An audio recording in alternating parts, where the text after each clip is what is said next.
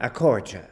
As President of Ireland, I am delighted to welcome you today to an online screening of The Great Green Wall, a documentary that shines a light on one of the world's most ambitious but perhaps unsung initiatives to tackle climate change and deforestation.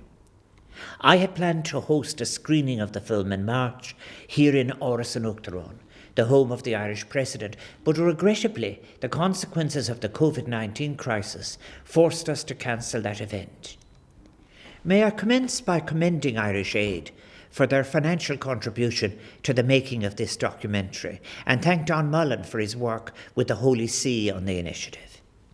The Great Green Wall premiered on the 31st of August last year at the Venice Film Festival and was shown to 150 heads of state at the United Nations Climate Action Summit in New York shortly afterwards.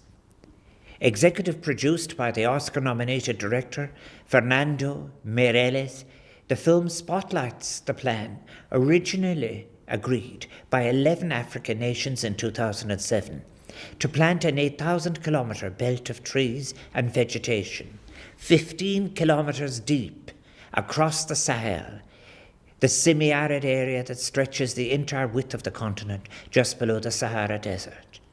The ambition of the initiative is to restore by 2030 100 million hectares of currently degraded land and sequester 250 million tonnes of carbon.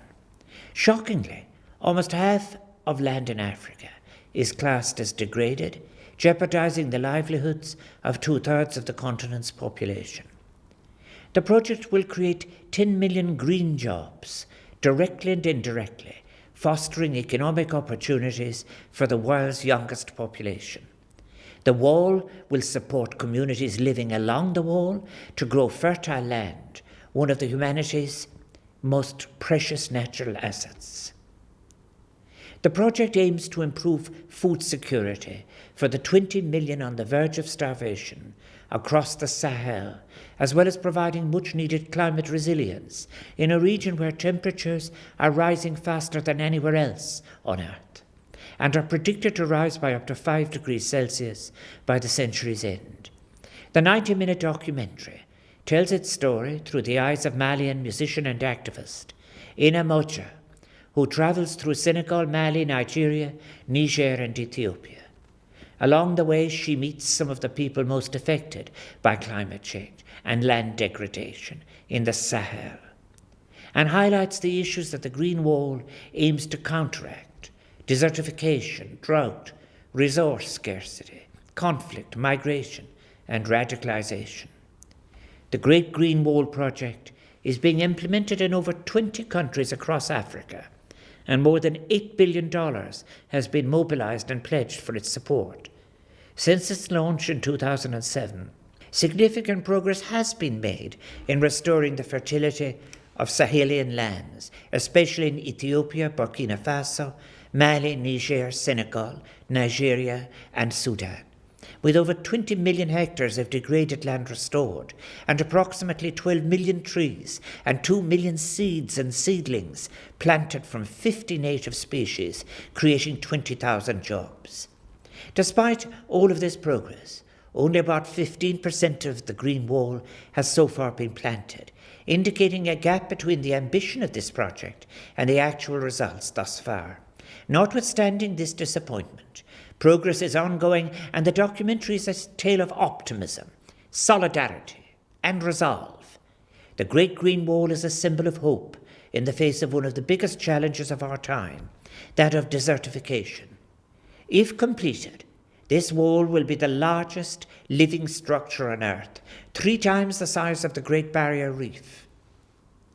Irish funding of €1.2 million in grant aid from the Irish government will support a State of the Green Wall report, providing authoritative analysis to assess the advancement of the initiative and also helping to develop a portfolio of transformative projects along the wall for future donor funding.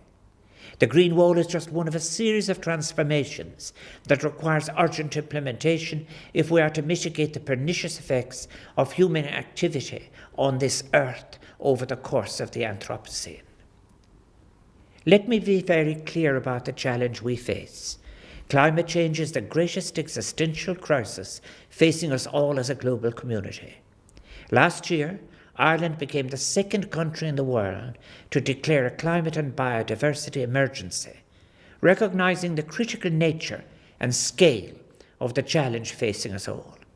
The challenges of living sustainably and inclusively cannot be met by our continuing in the grip of old and failed orthodoxies, or by our being constrained by an economic paradigm which would separate our engagement and activity in economic life from our culture and society, or from the natural world.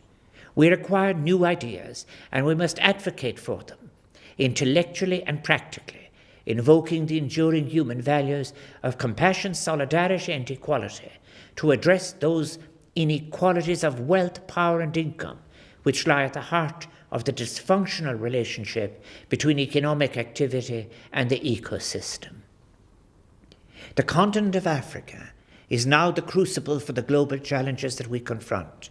It is bearing and will continue to bear the greatest consequences of climate change. The United Nations has estimated that by 2050, the continent will contain 2.5 billion people, 1 billion of whom will be young people. By mid-century then, Africa will be the continent of the young, with nearly 40% of the young people on Earth.